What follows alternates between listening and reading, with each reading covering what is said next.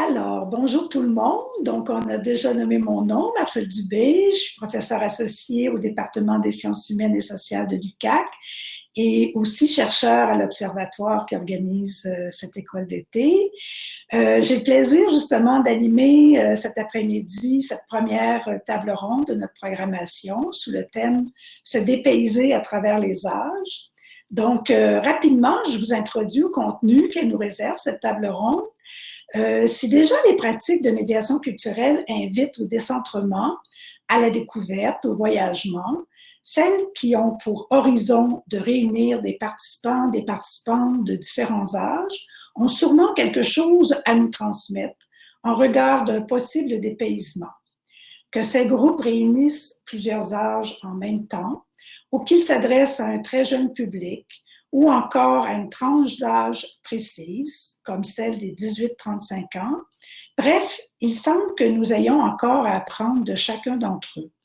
C'est ce que cette table ronde nous convie à faire par le biais de 3 projets qui vont nous propulser du côté du miroir grossissant des âges. Premier projet, les muséniaux, développé par le Musée d'art de Joliette. Le deuxième, la brèche du temps, expérimenté à Roberval au Lac-Saint-Jean. Et le troisième, la pratique de la danse créative au Grand Ballet avec des jeunes enfants ayant le trouble du spectre de l'autisme. Comment donner le goût aux arts et à la culture, peu importe l'âge qu'on a? Quelles stratégies permettent de les rejoindre et quelles sont les questions et les enseignements que ces projets singuliers soulèvent? Voilà, entre autres, les questions que cette table ronde souhaite aborder.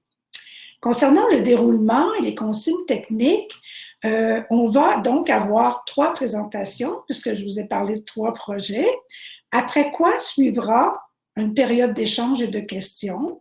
Donc, vous pouvez toujours en cours de présentation de ces 3 projets-là les formuler, vos questions, dans l'espace, comme on vous l'a précisé depuis ce matin, un espace qui s'appelle le chat ou la discussion générale, ou encore un espace plus particulier qui s'appelle questions et réponses ou questions answer.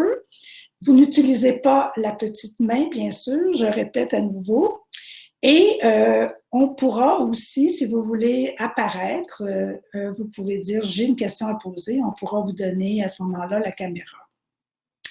Donc, maintenant, je vais vous présenter nos conférencières invitées et je vais le faire dans l'ordre dont elles vont présenter leur projet.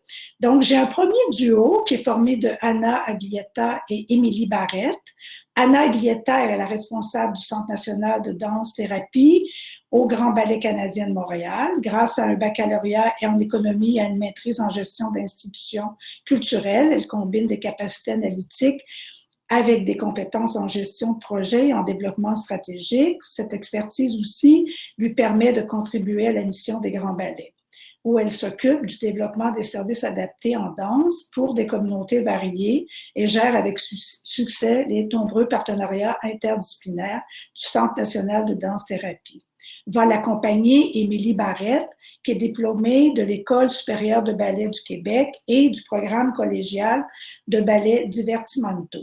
Elle détient aussi un baccalauréat en communication en histoire à l'Université de Montréal et a suivi le programme Voix alternatives du Centre national de la danse-thérapie des Grands Ballets. Elle a aussi entamé une maîtrise en danse à l'UQAM afin d'enrichir sa pratique de la danse adaptée. Donc, elle a eu aussi le privilège d'être associée à divers projets du Centre national de danse-thérapie, notamment avec des enfants et adolescents ainsi que des adultes ayant un trouble du spectre de l'autisme ou avec la déficience, aussi une déficience intellectuelle. Depuis 2010, elle enseigne au programme récréatif enfants et à la division junior de l'École supérieure de ballet du Québec. Dans un deuxième temps, on va entendre Julie Armstrong-Boileau, qui est responsable des communications et du marketing au Musée d'art de Joliette depuis 2017. Elle travaille en tant que spécialiste des communications dans le milieu culturel depuis 2000. Elle a dirigé, entre autres, les départements de communication d'entreprises tels que Moment Factory et Crystal Film et a travaillé aussi au marketing à l'Office national du film du Canada. Elle détient une maîtrise en littérature de l'Université McGill. Et finalement, en troisième lieu, ce sera la présentation de Vicky Tremblay, qui œuvre depuis 16 ans dans le milieu culturel du Saguenay-Lac-Saint-Jean. Ses multiples réalisations comme coordonnatrice, agente de développement, artiste et médiatrice culturelle, exerçant souvent plusieurs de ses rôles à la fois, lui ont permis de cumuler une vaste expertise auprès de toutes les populations, que ce soit les enfants, groupes communautaires, chambres de commerce, membres des Premières Nations, Innu et Atikamekw, et aussi des aînés. Sa démarche vise, par des actions ludiques et collectives, à susciter des rencontres et l'implication, à donner une voix à des populations, à éduquer et à faire vivre des expériences significatives pour favoriser le vivre ensemble. J'ai souvent l'impression d'être une artiste des relations et de créer des tableaux vivants, interactifs, où se conjuguent les ressources, les désirs et les besoins de mon milieu, comme elle le dit. Bienvenue donc à vous quatre, mesdames, et au nom de l'organisation de cette école d'été, je suis heureuse de vous accueillir. Je vous rappelle toutes que vous avez 20 minutes pour chacune de vos interventions. Et je vous invite bien sûr à respecter ce temps qui vous est attribué. Donc, je vais, dans un premier temps, céder la parole à Émilie et Anna, puis après, ce sera Julie et nous terminerons avec Vicky. Donc, à vous, Émilie, Anna, je vous cède la place. Merci beaucoup, Marcel, Émilie. Ah oui, elle est là. Bonjour à tous. Merci d'être ici. Alors, je vais essayer de partager mon écran. On va voir si ça fonctionne.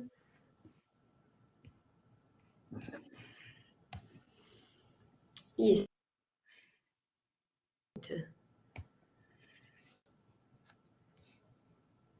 Ça devrait aller comme ça.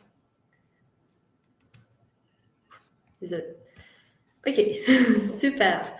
Mais alors, Marcel nous a déjà présenté, donc je ne vais pas présenter moi, Émilie. Je vais partir tout de suite très rapidement pour vous donner un peu l'aperçu de qui on est, les Grands Ballets, pourquoi on fait ça. En fait, les Grands Ballets sont une compagnie des ballets à la base, mais avec leur nouvelle mission de faire bouger les monts outre-Manche, on a créé toute une série de projets communautaires et des services à la communauté, comme par exemple les fonds Casse-Noisette qui offrent des spectacles, des représentations très accessibles aux enfants, et les Centres nationaux de danse-thérapie, qui est un département de la compagnie qui a été créé en avril 2013 pour promouvoir les bienfaits de la danse. Et on fait ça à travers 3 fonctions différentes. Donc, on offre les services de danse-thérapie et danse adaptée pour des personnes avec des besoins particuliers, des communautés marginalisées. Puis en fait, on peut tout le monde, parce que l'idée à la base, c'est vraiment que tout le monde peut bouger, tout le monde peut bénéficier de la danse. Et donc, on essaie de faire danser au plus grand nombre de monde possible. Et ensuite, on offre des formations, on participe à des projets de recherche. Nos projets ne seraient pas possibles sans tous nos partenaires. Dans plusieurs milieux, on a des partenaires dans les milieux institutionnels, éducatifs, scolaires, communautaires, qui nous permet de rejoindre vraiment les personnes qui ont besoin de nos services. Et c'est ainsi que l'année dernière, 8 ans déjà en fait, plus de 1000 personnes ont bénéficié de nos programmes. Aujourd'hui, on est vraiment ici pour parler d'une de nos activités pour les jeunes, mais je voulais vous donner un peu l'aperçu de ce qu'on fait pour les jeunes. Ce n'est pas juste les cours pour le public dont Émilie va parler plus en détail, c'est les cours de danse créative pour enfants autistes, mais on a aussi d'autres cours pour des jeunes toujours autistes, avec une déficience intellectuelle, une trisomie. On offre même des camps de jour. Cet été, on va être en virtuel encore, mais en 2022, on espère retourner dans les studios. Et on travaille aussi dans plusieurs écoles. Bon, vous avez la liste, puis vous pouvez nous écrire si jamais vous voulez plus de détails. Mais on travaille avec les écoles pour vraiment intégrer la danse-thérapie ou la danse adaptée à leur activité. Donc, ça devient vraiment... ça fait partie de leur parcours académique pendant toute l'année scolaire. Donc c'est ça. Et là, je laisserai la parole à Émilie pour qu'elle vous présente un peu plus nos pratiques et nos activités, vu qu'elle est une professeure des danses adaptées et une danse thérapeute qui travaille avec nous depuis déjà 4 ans, je pense. Donc, vas-y, Émilie. Merci, Anna. Donc, oui, je suis professeure de danse adaptée et danse thérapeute stagiaire depuis 2017 au Grand Ballet. J'ai vraiment le privilège d'être associée à plusieurs projets en danse adaptée ainsi qu'en danse thérapie.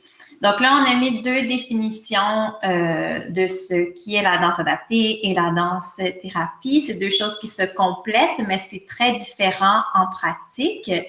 La danse adaptée, c'est surtout quelque chose, une pratique récréative. Donc, on est là pour faire danser avec l'objectif principal, c'est le plaisir. Puis nous, en tant qu'intervenants, on s'ajuste aux besoins particuliers des enfants ou des adultes qui viennent danser avec nous.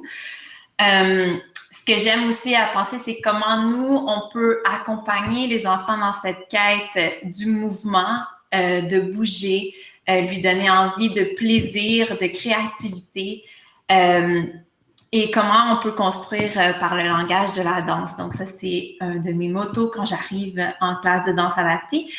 En séance de danse-thérapie, c'est beaucoup plus complémentaire. Donc, c'est une pratique qui se fait de pair avec des services de psychothérapie à l'hôpital. Il y a eu des projets justement avec Elissa qu'on voit sur la photo pour des troubles anorexie.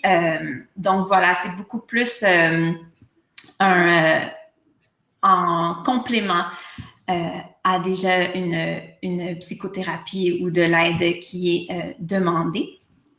Donc, voilà. Puis, d'autres objectifs aussi plus précis. Donc, qu'est-ce que la danse adaptée ou la danse-thérapie va apporter à ces gens-là? Bon, on a la relation et la perception du corps d'abord. On va travailler la relation à la gravité. Souvent, les autistes, ce que j'observe, c'est qu'ils vont être très légers, ils ne seront pas dans le plancher, donc on va travailler la relation à la gravité. Bien entendu, le développement de la motricité, de la coordination, le développement de la spatialité, donc les directions dans l'espace, le rythme aussi. Puis, éventuellement, quand l'environnement permet une stabilité, une confiance, l'enfant ou l'adulte, le participant se dévoile, se déploie dans l'espace, se sent à l'aise d'exprimer et d'imaginer avec nous tout ce qui lui passe par le corps et la tête. Donc, voilà, il y a plusieurs bénéfices donc de la danse et de l'autisme, on les voit ici, donc développement social, émotionnel, création de relations interpersonnelles aussi. C'est pas juste une relation avec soi-même, on développe la relation avec les autres.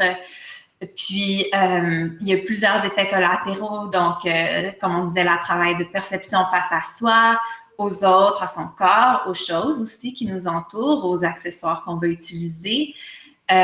Dévoilement de l'imagination, donc de l'expérience de son vécu qu'on peut mettre sur table en studio. Et puis, bien entendu, il y a un impact sur la confiance en soi, l'ouverture à l'autre.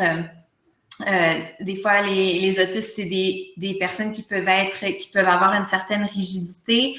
Donc, l'ouverture à l'autre, l'ouverture à soi, les changements dans la classe qui peuvent être un défi parfois, nous, on travaille ça, puis on fait en sorte que le tout se passe le mieux possible. Puis, ce qui est très, très, très important en séance de danse-thérapie ou en danse adaptée, c'est la validation. Donc, nous, en tant qu'intervenants, c'est super important de valider chaque personne par le corps, par la parole aussi, comment ça va, tout simplement. Donc, et puis, il n'y a pas de mauvaise façon de participer à une classe de danse adaptée ou une séance de danse-thérapie. D'abord, il n'y a pas de mauvais mouvement. Il n'y a pas de notion de représentation. On n'est pas dans une forme de spectacle ou un cours de danse typique. On est vraiment dans un sens plus communautaire, donc d'inclusion, de participation. Chacun va à son rythme. Comme par exemple, j'ai une élève qui, elle est toujours venue au cours de danse, mais elle n'a jamais vraiment été active dans la classe. Elle dessinait. Elle s'assoyait dans le coin des tentes puis elle dessinait. C'était ça qu'elle avait envie de faire et c'est une façon pour elle de trouver sa place dans la classe de danse. Et ce que nous, on a fait avec ça, c'est qu'on a pris ces dessins puis on a dansé ce dessin à la fin de la classe. Donc, c'était une façon pour elle de trouver sa place. Puis comme ça, ben chacun, même ceux qui, dans les projets à l'école, aiment pas trop danser parce que des fois, ils sont obligés de faire l'activité, ben on permet à cet élève-là d'exprimer qu'il aime pas ça. Puis j'ai reçu une note à la fin d'un projet cette année qui était heureusement en présentiel. Puis c'était écrit merci pour les cours de danse, même si je n'aime pas ça. Donc ça m'a fait bien rire. Puis je me suis dit bon ben il y a quand même eu une victoire là, c'est qu'il a trouvé quand même une façon de participer malgré sa réticence à la danse. Il y a aussi, juste avant, j'avais une autre anecdote. Il y a aussi une petite élève qui nous a suivis dans les cours de danse au Grand Ballet qui ne bougeait pas, ne parlait pas du tout. Vraiment le stéréotype typique petite fille autiste. Puis, au final, après plusieurs validations de qui elle était, elle s'est sentie confortable dans la classe, dans son environnement, mais elle s'est mise à être hyper mobile, des mouvements qui étaient en amplitude. Elle a trouvé sa place dans la classe, mais c'est une élève que j'ai jamais entendue parler verbalement, même si je sais qu'elle parle parce que je l'entendais parler à sa mère, mais à nous, aux intervenants, aux autres enfants dans la classe, elle n'a jamais adressé la parole, mais elle s'exprimait que par le mouvement. C'était vraiment une victoire là, après un an avec elle à travailler son expression corporelle. Donc là, comment on travaille, nous, en classe de danse adaptée? Donc, j'ai une structure de classe qui est très stable, qui assure une certaine sécurité aussi pour ces enfants et ces participants-là. Donc, on commence toujours, quand on rentre en classe, ben ils savent où aller. On a soit des points de couleur comme celui-ci que je mets en classe si on est debout. Sinon, pour les plus jeunes, on peut mettre des chaises aussi. Donc, toujours en cercle aussi pour favoriser l'inclusion et la validation. Ensuite, on a toujours le même échauffement parce qu'encore une fois, ça amène un sentiment de sécurité. Puis, il y a aussi une victoire facile par rapport à l'échauffement. Donc, tout le monde est capable de le faire. C'est inspiré du brain dance de Anne Green Gilbert. Donc, c'est beaucoup tactile au début. Il y a des mouvements de coordination, mais vraiment, il y a un succès déjà qui est entamé en partant pour l'échauffement. Là, on se sent confortable à le faire. Puis ensuite, on va aller, parfois, on va aller à la barre. Des fois, c'est une demande des élèves. Donc, une demande des élèves, une demande de certains participants. Ça répond à une certaine fantaisie ou de rendre le ballet aussi accessible à ces gens-là qui n'ont peut-être pas trouvé de place ailleurs pour faire le ballet. J'ai des élèves qui vont chercher un tutu juste pour cette partie de classe. Il y en a aussi que ça va rendre la barre, permet une certaine stabilité aussi, une sécurité. Hein. C'est le fun de pousser sur la barre, que chacun ait sa place. C'est quelque chose de très rangé. Puis ça peut sécuriser aussi certains élèves autistes. Puis ensuite, on va y aller avec des déplacements dans l'espace. On va faire des parcours dansés. On va utiliser certains niveaux. J'ai des flèches comme ça que j'utilise qui ressemblent à ça pour bien les guider dans l'espace. Certains, la conception spatiale, ça va être plus difficile de s'orienter dans un espace aussi qui est très épuré, souvent, surtout dans les studios. Donc, de colorer l'espace clairement, ça les aide. Ensuite, on va passer au rythme, qui est une partie assez importante et que les enfants autistes aiment beaucoup de taper dans les mains, taper sur le corps, taper au plancher, suivre le rythme qui est clair de la musique ou utiliser des instruments puis jouer avec ça, avec la danse. Puis ensuite, ben, au niveau de la création, ben là, il y a plein de choses qu'on peut faire. On peut, vers la fin des séances là, de cette année, on a travaillé beaucoup les émotions. Avec les plus jeunes, j'ai utilisé les cubes, comme ça.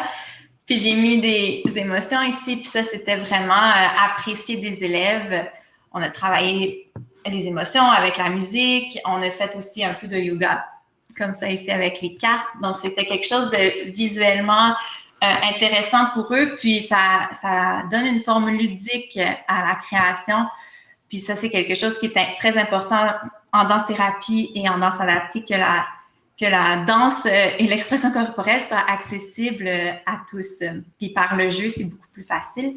Puis ensuite, bien sûr, on a une séance, c'est très important, le rituel dans la classe de danse adaptée, en danse-thérapie, de se dire au revoir comme il faut, de se dire merci, de savoir comment ça a été, quelle a été l'expérience. Donc, c'est plus un moment de partage à ce moment-là de la classe. Puis, oui, c'est ça. Donc là, j'ai une liste d'outils, d'accessoires. J'en ai montré un petit peu. Mais vraiment, ce qui est visuellement intéressant pour les autistes, ça fonctionne assez bien. Vous voyez le petit ballon aussi, tout ce qui est accessoires, ce qu'on peut tirer. C'est intéressant aussi, les pictogrammes, bien sûr, avec les plus jeunes. Parfois, ça peut être très, très, très utile. On fait des pictogrammes partout en classe. Donc, qu'est-ce qui est disponible, qu'est-ce qui n'est pas disponible. La barre, elle est là. Le système de son est là. Donc, ça ou même juste, on va diviser avec les plus jeunes. Donc, cette classe-là, on a divisé la classe en 4, puis on faisait des stations. Donc, ça structure l'espace aussi. Bien entendu, avec certaines personnes autistes, ça dépend des sensibilités de chacun. Donc, on va baisser les lumières, baisser un peu la musique ou quoi que ce soit. Aussi, si c'est possible au niveau de la température. Des fois, c'est trop froid, trop chaud. Donc, on essaie d'ajuster un petit peu notre environnement. C'est pas toujours possible. Hein? Dans les écoles, on fait avec le local qu'on a, mais le moins il y a de stimuli dans l'environnement, le mieux c'est pour eux. Voilà. Puis la musique, c'est un élément important dans mes classes. Donc, j'essaie toujours d'y aller vers les intérêts des élèves d'abord. Donc, j'essaie toujours de savoir, avant de débuter un projet, qu'est-ce que les élèves aiment, qu'est-ce que les participants aiment écouter. C'est souvent aussi quelque chose qui va aller chercher ceux qui sont plus réticents au mouvement. J'ai un élève cette année qui n'a presque pas bougé parce que la danse, ça l'intéresse pas du tout. Mais quand je mettais Thriller de Michael Jackson, là, ça partait. Puis, j'étais capable de créer une relation avec lui sur cette musique-là. Donc, voilà. Puis, j'observe aussi que les musiques que le rythme est très stable, mais qu'il y a une ambiance assez joyeuse, réveille aussi plusieurs sentiments de joie, puis le plaisir embarque facilement à travers les exercices de création et autres. Mais oui. Alors, cette année, c'était, comme on le sait tout, une année particulière. C'était une année en virtuel pour nous au Grand Ballet. On a eu la chance de faire quelques petits projets en présentiel, mais malgré les projets en présence, c'était quand même, il y avait beaucoup de règles au niveau des mesures sanitaires, mais les autistes étant qui sont extraordinaires à suivre les règles, donc il n'y a pas eu trop de problèmes là-dessus à danser avec un masque ou quoi que ce soit. Au niveau virtuel, qu'est-ce qui était intéressant, c'est que comme ils sont dans leur environnement et qu'ils se sentent déjà à l'aise, je remarquais une plus grande disponibilité dans leur corps, beaucoup plus de créativité aussi qui ressortait à travers l'écran. même dans un projet en présentiel où est-ce qu'on a dû parfois aller sur le virtuel, ben, je voyais une grande différence au niveau du déploiement du corps. En présence, il y avait plus de nervosité ou de timidité. En virtuel, c'était un grand laisser-aller. Donc, c'était quelque chose à noter puis qui était intéressant. Puis, aussi, juste sur une question du transport, aussi simple que ça, ils n'ont pas de transport à faire, donc ils ont un stress en moins à rester à la maison et à faire leur cours de danse. Donc, c'est une formule aussi bien sûr, on ne va jamais que faire du virtuel. Le présentiel est toujours à prioriser, mais c'est quelque chose qui est intéressant, puis même qu'Anna, on va garder pour l'année prochaine aussi. Mais je dirais aussi, ça permet aussi de rejoindre des participants qui n'habitent pas nécessairement à Montréal ou dans la région de Montréal. On a maintenant, pour les cours virtuels, on a des participants qui ne pourraient pas venir tout simplement parce qu'ils habitent à 2-3 heures d'ici. Donc, c'est une des raisons pour laquelle on veut garder quand même un cours virtuel en plus des soins présentiels qui vont recommencer bientôt, finalement. On se croise les doigts. Oui, puis aussi, il y a quand même, dans le groupe que j'ai en virtuel au Grand Ballet, ben c'est des élèves qui me suivent depuis le camp d'été passé, celui qui a eu lieu l'été dernier. Donc, puis il y a comme des amitiés qui se sont créées au niveau virtuel aussi. Il y a des encouragements qui se donnent. Donc, il y a quand même un sentiment de groupe qui est là, puis le groupe est fort même en virtuel. Je voulais peut-être terminer avec une petite phrase qu'une élève m'a offerte il y a déjà 3 ans. C'était à la fin d'un projet qu'on a eu toute l'année. Elle m'a écrit, je vous lis la citation, « Je marche sans regard derrière, sans passer au temps qui passe. Je danse ma joie de vivre. Le temps passe et je danse. Oublier le temps pour s'abandonner à la vie. » Donc, c'était un beau cadeau, ce petit poème. Donc, voilà, pour moi, ça fait le tour. Merci beaucoup.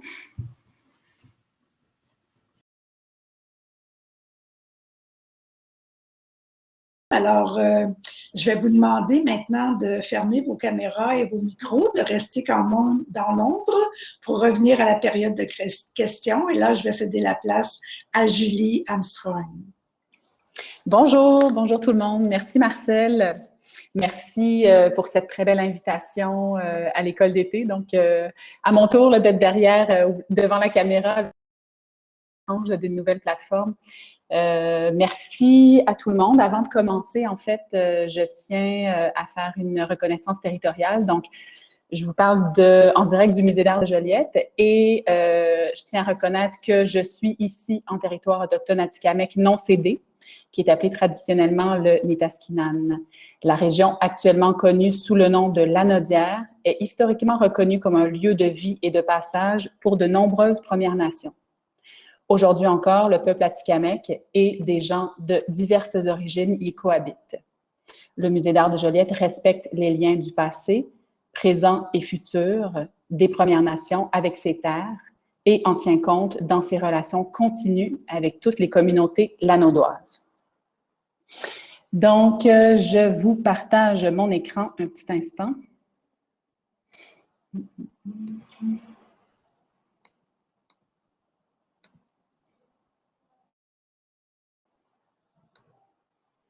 Est-ce que ça fonctionne? Attendez. Est-ce que quelqu'un peut me dire si cela fonctionne? Parce que là, je ne vois rien. Est-ce que ça fonctionne?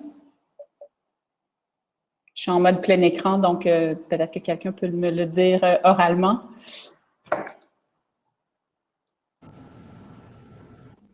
Oui, c'est bon? OK. Parfait, merci. Puis, je suis désolée, en fait, comme on a un vernissage ce samedi au musée, je suis complètement submergée. Alors, j'ai assisté à des petits bouts ce matin, Donc, j'ai manqué quelques éléments là, de l'Observatoire. Voilà, donc je vais vous parler pendant 20 minutes des muséniaux et de la co-création d'un dialogue avec les 18-35 ans.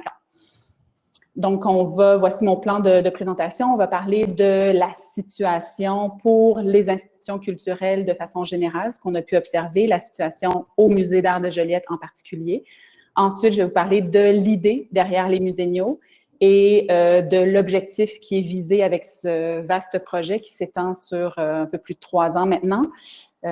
Et en 4e moment, je vais vous parler du déroulement, donc comment se passe un événement des muséniaux, donc cet événement de médiation culturelle, et quels sont les défis, qui sont les partenaires, dont certains sont présents aujourd'hui, et quels sont les résultats escomptés et les résultats surprises aussi. Donc, je me lance. Je ne sais pas si parmi vous, il y a des gens qui sont déjà venus au Musée d'art de Joliette ou qui le connaissent, qui le connaissaient. Le Musée d'art de Joliette, l'histoire est assez intéressante. Donc, pas trop loin d'ici, il y a le cégep régional de la Nodière à Joliette qui, à l'époque, était le séminaire de Joliette. Et c'est là que tout a commencé. Donc, c'est le père Wilfrid Corbeil qui enseignait entre autres les beaux-arts.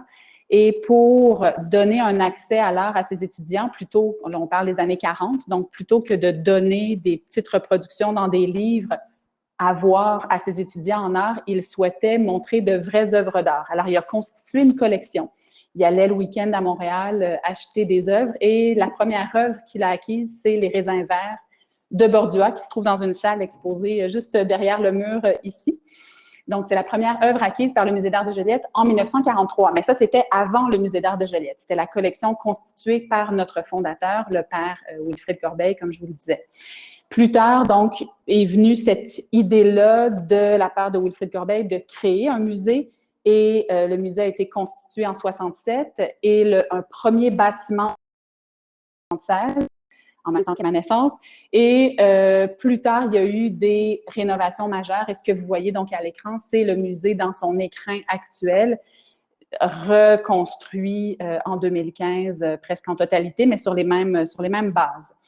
Puis, la collection du Musée d'art de Joliette est composée d'environ 8500 œuvres. C'est un phénomène assez surprenant. Donc, c'est une collection très importante en d'œuvres d'art pour un musée à travers le Canada, à travers le Québec. Ça en fait la 3e collection en importance au Québec pour un musée d'art. Et c'est assez étonnant que ça se retrouve ici, donc, hors des grands centres.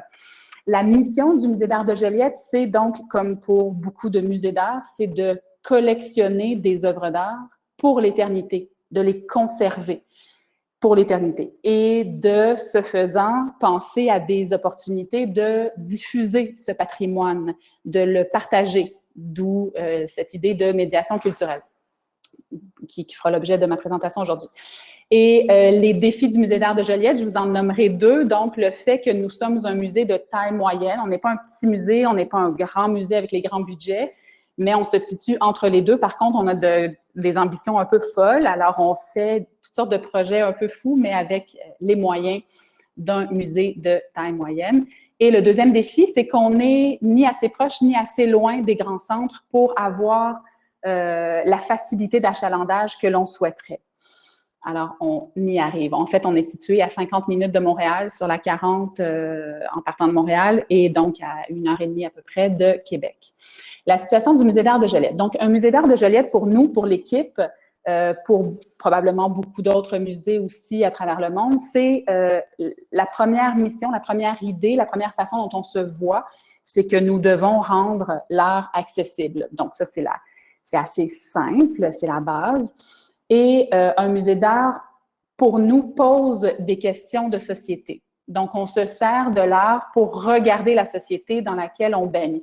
Et c'est ce qu'on a fait beaucoup l'année dernière avec la pandémie, comme beaucoup d'institutions culturelles aussi. Donc, comment on pose ce regard-là lorsque de grandes choses arrivent, mais aussi lorsqu'on voit qu'il y a des problèmes, des questions de fond. Donc, toutes les saisons de programmation au Musée d'art de Joliette sont orientées autour d'une thématique, d'une question de société. On avait l'appropriation culturelle à la saison dernière. On a eu les corps et les expériences des femmes avec une idée du mouvement MeToo derrière tout ça. Donc, qui avait été réfléchi il y a longtemps aussi, mais donc on n'est pas collé à l'actualité, mais on se pose des questions de société à travers l'art et on invite les gens à le faire avec nous, les gens étant les publics.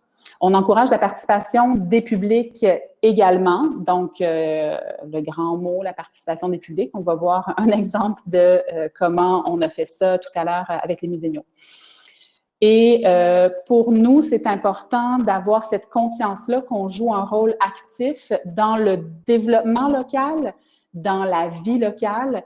Et par exemple, donc, quand il y a eu le décès de Joyce Echaquan à l'hôpital de Joliette, à 1,5 km d'ici, on a ressenti le besoin de prendre action et on a invité Irioma Washish, que Vicky, je crois que tu connais, donc Vicky qui présente tout de suite après moi. Donc, Irioma Washish, à qui on a donné carte blanche en collaboration avec le Centre d'amitié autochtone de la Nodière pour créer une murale à la mémoire de Joyce. Et l'idée, c'était dis ce que tu as à dire, utilise le Musée d'art de Joliette comme un porte-voix. Ce n'est pas à nous de parler, encore une fois, c'est à la communauté, c'est en fait, donnons lieu à un dialogue. Donc, c'est cette idée-là qu'un musée d'art doit servir à offrir un lieu de dialogue. C'est ça vers quoi on tend à chaque action que l'on fait ici au musée. C'est pas toujours facile, mais c'est ce qu'on veut faire. Et enfin, donc, le but aussi, c'est de faire rayonner la région parce qu'encore une fois, étant un musée en région, il y a ce volet touristique-là qui fait partie de l'équation. La situation. Donc, si on arrive vraiment aux muséniaux, 25% de la population dans la Nodière a entre 18 et 35 ans. Pourtant, seulement 3% de ces personnes visitent le musée. C'est quand même une proportion qu'on a observée et on s'est demandé pourquoi. Donc, pourquoi ici au Musée d'art de Joliette, mais pourquoi, en fait, il y a beaucoup de littérature à ce sujet-là, les jeunes désertent les institutions culturelles, c'est un fait dans plusieurs. Donc, en 2019, on a décidé de s'attaquer au déficit de fréquentation des 18-35 ans. Pardon. Alors, l'idée ici, c'était d'ouvrir une enquête, en fait, de se dire, est-ce qu'on veut pour une fois cesser de prétendre qu'on connaît les besoins des 18-35 ans? Et là, je parle de besoins, on peut parler d'intérêt. Donc, les 18-35 ans, bien sûr, je n'ai pas fait de préambule, les 18-35 ans, c'est très, très large. À 18 ans, on n'est pas forcément comme on l'est à 35 ans. Il y a une vaste diversité ici, là, dans ce grand coffre-là, mais c'est cette idée-là de plus ou moins correspondre au millénario. Donc, ces gens-là qui, oui, ont toutes sortes de bagages très diversifiés, pourtant ne viennent pas. Donc, les gens viennent dans les musées, fréquentent souvent les institutions culturelles lorsqu'ils sont à l'école avec les visites obligatoires, désertent après pendant une bonne partie de leur âge adulte et reviennent quand ils ont des enfants parce qu'ils se cherchent des activités culturelles à faire avec les enfants. Donc, c'est beaucoup un phénomène qu'on observe. Alors, l'idée, donc, de cesser de prétendre connaître les besoins. Souvent, on se réunit, surtout en équipe de communication. Bon, qu'est-ce qu'on fait pour rejoindre les jeunes? Ah, on pourrait proposer telle affaire. Donc, nous, ce qu'on a voulu, c'est plutôt que de proposer, on a voulu demander à connaître les besoins. D'où cette idée-là d'enquête qui, pour moi, est un peu le modèle du projet Les Muséniaux. Donc, on a voulu comprendre ce que les 18-35 ans attendent des institutions culturelles et on a cherché, et on cherche encore aujourd'hui, le projet a toujours cours, on cherche à répondre à la question suivante: pourquoi les jeunes croient-ils généralement que les institutions culturelles ne s'adressent pas à eux ou à elles? Comment faire pour établir un dialogue constructif avec ces non-publics?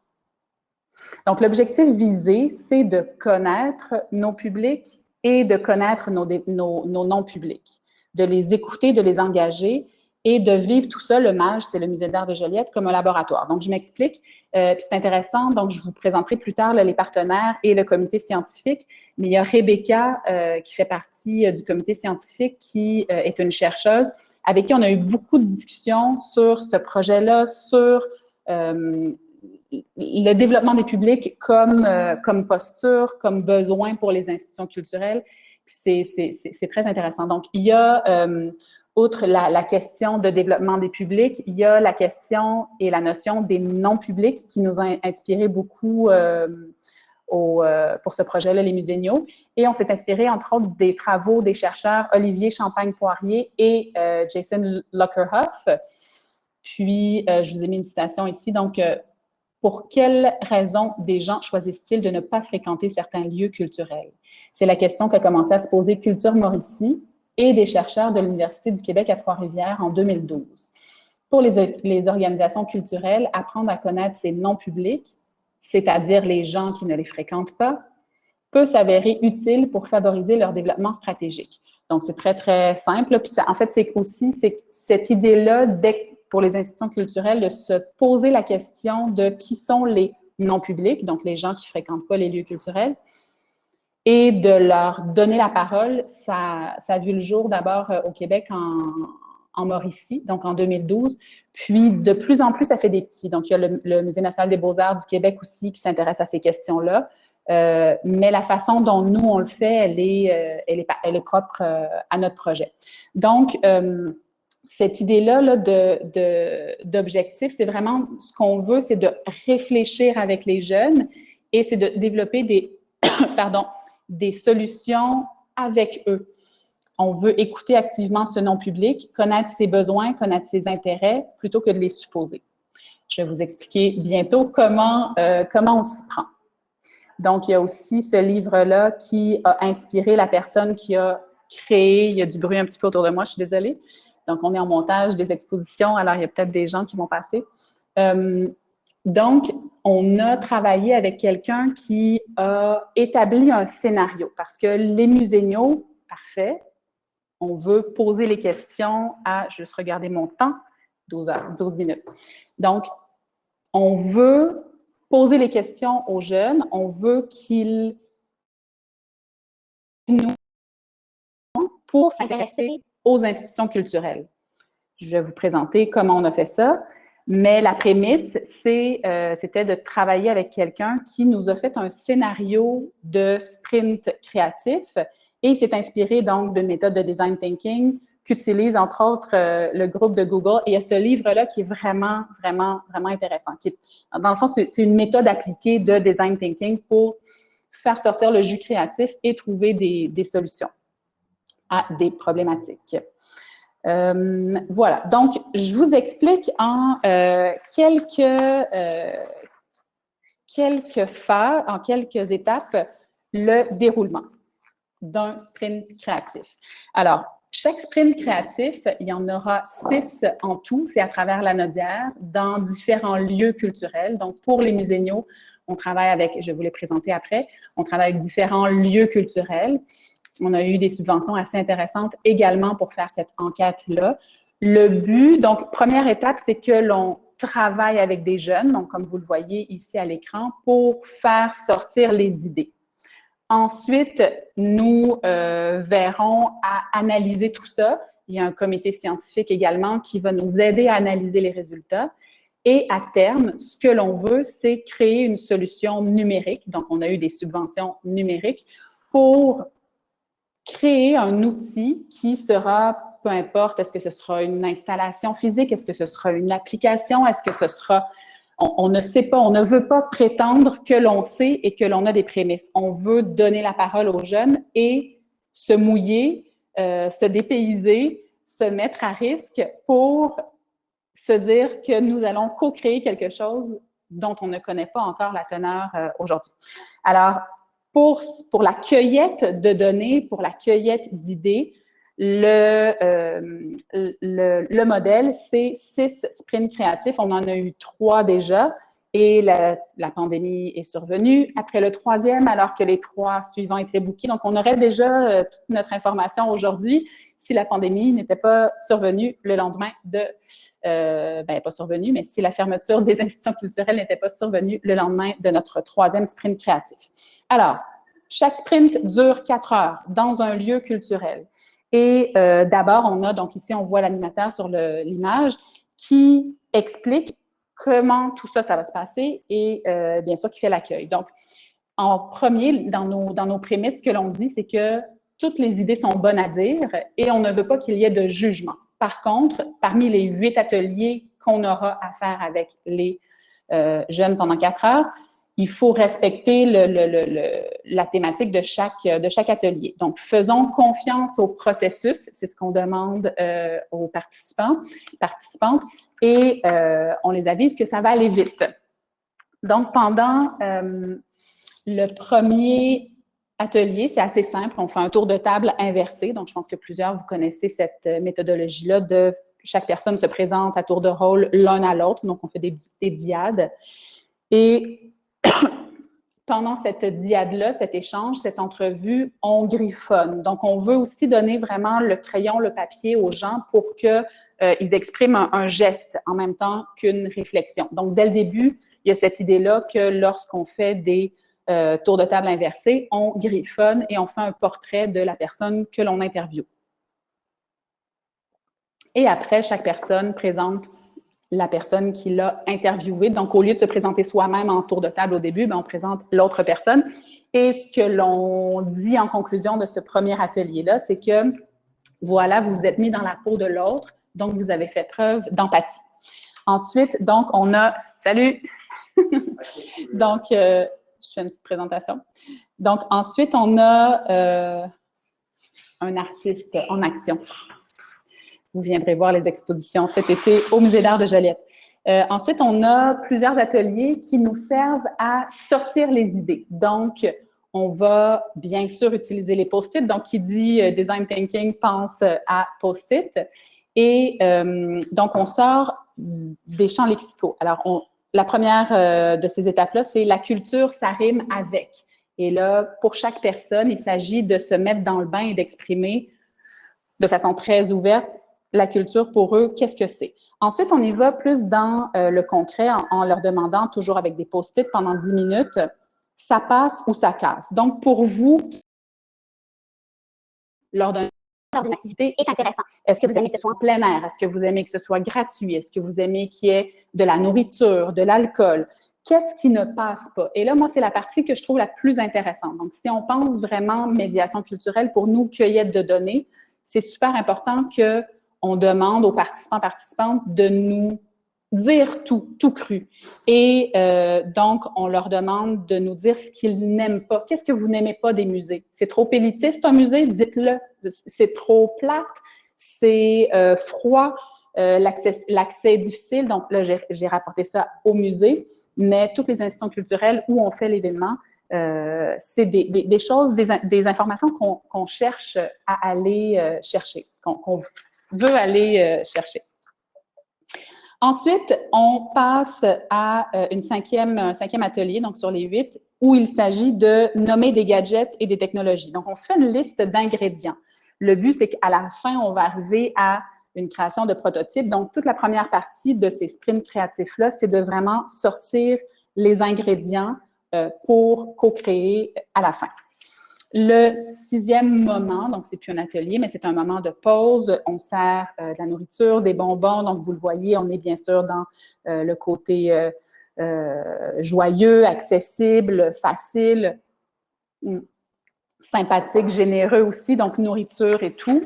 Repos, discussion, échange. Et ce qu'on a souvent comme commentaire de la part des participants, je regarde mon temps, c'est qu'on ne les avise pas avant qu'ils viennent faire un atelier, faire un sprint créatif des muséniaux de ce qu'ils vont faire. C'est ça aussi un peu le défi. Donc, quand ils arrivent et quand ils vivent ce moment, et surtout au moment de la pause, ils sont surpris de voir que quelque chose prend forme, qu'il y a comme une prémisse de communauté qui s'est créée à travers ces 2 premières heures-là. Donc, la prochaine étape, et là, on arrive dans le plus corsé, dans le plus intéressant, je trouve. Là, on appelle ça le Crazy 8. Il faudrait trouver un petit terme français. Donc, il s'agit de prendre une feuille de format légal, de la plier pour que ça donne 8 carrés. Et sur chacun des 8 carrés, on a 1 minute. Donc, chaque personne individuellement a 1 minute pour créer un concept. Et là, par concept, on est vraiment dans la deuxième partie de l'atelier, du sprint créatif. On veut trouver des solutions. OK, vous avez 1 minute pour imaginer une solution, imaginer un concept, imaginer quelque chose que, oui, nous pourrions peut-être créer à l'issue des Muséniaux qui vous aiderait à vous intéresser aux institutions culturelles. C'est ça le but, c'est ça l'objectif. Donc, après ces créations de 8 fois un concept pendant 1 minute chacun, ils l'ont fait individuellement. Après ça, ils le partagent, ils le présentent. Et là, on a mis la table à la phase ultime qui sera le prototype sur papier. Donc, pendant 1 heure à peu près, tous les muséniaux se mettent en équipe et on a généralement, c'est des petits groupes. Les sprints créatifs, c'est à peu près 20 personnes chaque fois. Donc, c'est réduit. Et de tout ça, on tire une essence formidable. Mais donc, 2 groupes de 10 personnes pour faire un prototype sur papier où là, ils vont vraiment aller ensemble, en équipe, imaginer la solution numérique la plus parlante qui va leur donner le goût de fréquenter les institutions culturelles. Donc, je passe rapidement aux défis. Les défis sont bien sûr le recrutement. Qui dit non public dit des gens qui ne viennent pas dans nos lieux culturels. Donc, pourquoi viendraient-ils faire un atelier créatif pour nous dire pourquoi ils ne viennent pas? C'est assez intéressant. Donc, ça, peut-être en période de questions, je pourrais expliquer comment on s'y prend. Ensuite, la collecte de données. Donc, comment on fait pour qu'elle soit scientifiquement valable? Quel regard scientifique on pourra espérer que notre comité scientifique pourra jeter sur tout ça? Et enfin, donc, la prise en compte des idées des participants. Est-ce qu'on dit qu'on les écoute ou est-ce qu'on les écoute pour vrai? Est-ce qu'on prétend faire de la co-création ou est-ce qu'on va en faire pour vrai? Ce sont les défis. Donc, parmi les partenaires, les 6 lieux partenaires en haut, il y a Art Partage, la Ville de Notre-Dame-des-Prairies, nous, le musée, nous, on est le porteur du projet. Je suis désolée. Ensuite, il y a le Centre d'art Diane Dufresne qui est à Repentigny, le Café culturel de la Chasse-Galerie et la Maison Louis Cyr, qui, elle, est à Saint-Jean-de-Mata. Et on a plusieurs bailleurs de fonds. Donc, le gouvernement du Québec, le Conseil des arts du Canada, des fonds de l'ATR, donc de la Nodière, surtout avec la culturelle et la ville de Repentigny. On a, je pense, plus de 200 000 $. On est autour de, je l'oublie là, parce qu'on a un autre projet similaire, mais on a autour de 230 000 $ de subventions pour ce projet sur 3 ans, ce qui est quand même assez important pour nous. Parmi les partenaires, je veux mentionner donc des membres du comité scientifique, Christian Poirier, qui est là aujourd'hui, qui est derrière ce colloque, professeur agrégé, je suis désolée, pardon. Je ne vous présente pas, je pense que vous le connaissez. Emmanuel Château-Dutier, qui est à l'Université de Montréal, Raphaël Huysmans d'Urbania, René Barcelo du Centre Inédit et Rebecca Lemay-Perrault, qui est chercheuse en muséologie de l'Université du Québec à Montréal et avec qui on travaille beaucoup à réfléchir ce projet-là. Donc, les résultats prévus, on veut, de 2019 à 2022, accueillir toutes les idées. Toutes les idées sont bonnes, donc on les recueille. On fait une compilation de ces idées-là qui émergent lors des sprints créatifs. Il y aura une préanalyse scientifique et il y aura une consultation scientifique avec le comité que je viens de vous présenter. De 2022 à 2023, on va réaliser une solution numérique, laquelle on vous en redonne des nouvelles. Et il y aura des tests et des bonifications de la solution numérique également. Parmi les résultats surprises, et je termine avec ça, il y a un intérêt élargi pour le projet qu'on n'avait pas soupçonné. Donc, d'autres institutions culturelles à travers le Québec qui veulent nous emprunter notre méthodologie pour faire le même type de sprint créatif.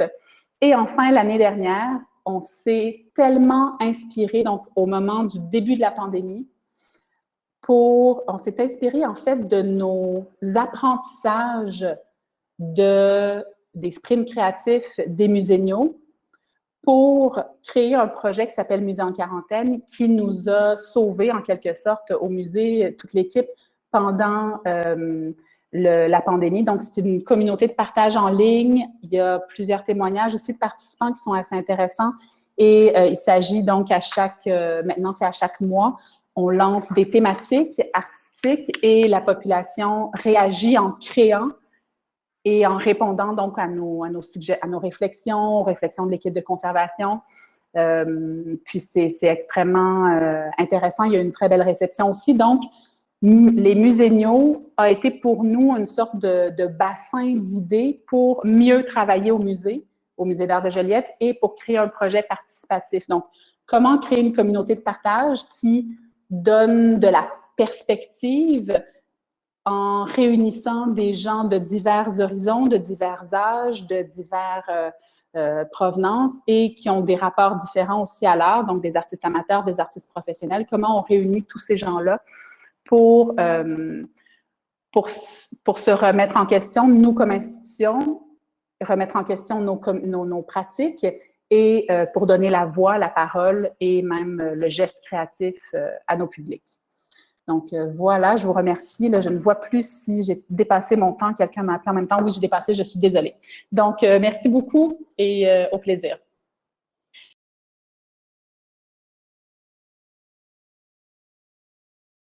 Maintenant, on va rencontrer Vicky Tremblay qui va prendre le relais pour cette troisième présentation. Donc, bienvenue Vicky, je te cède la parole. Merci Marcel. Alors, merci à tous pour l'invitation. Merci au comité organisateur. C'est essentiel ces moments-là de réflexion collective. Alors, de pouvoir s'offrir ça ensemble pour améliorer nos pratiques, c'est précieux. Merci Émilie, Anna et Julie. C'est inspirant toujours de voir les projets des autres, puis on voit des similitudes des fois dans les stratégies qui ont été adoptées. Donc, je vais démarrer mon partage d'écran.